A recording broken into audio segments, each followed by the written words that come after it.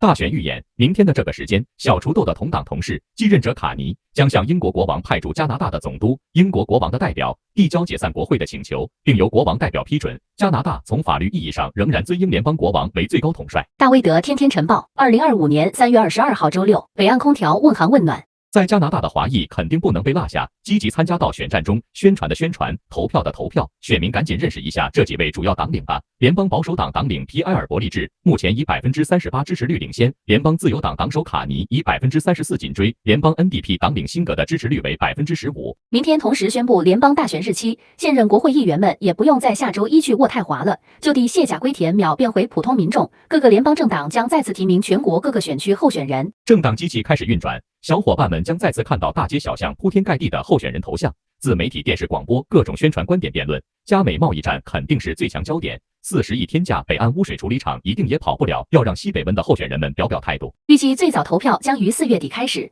赢得了多数国会席位的政党党领将在5月初成为加拿大的下一届总理，然后由该新总理向英国国王代表表示，大选结束，新总理产生，要求批准组阁。南方邻居一直叫嚷着要把加拿大变成第51州，其实应该去跟英联邦国王商量，更对口。据央视网报道，北京市公安局刑侦总队反诈中心紧急提示，诈骗软件又有新变种，银在线、认证中心、抖动生活、退保系统、中保服务5款 App 都是诈骗软件，请您不下载、不安装、不使用。社团简讯：北岸空调专业提供西北温地区空调热泵供暖及管道工程服务、检修服务、维护安装，免费上门评估。炎炎夏日的温哥华如何度过？今天就提前预约，计划清凉解决方案了。电话236-863-7766或者电邮咨询详情。大威德天天晨报由大威德登山队社团和德国 PM 全效营养素 Niki 团队特别支持播出。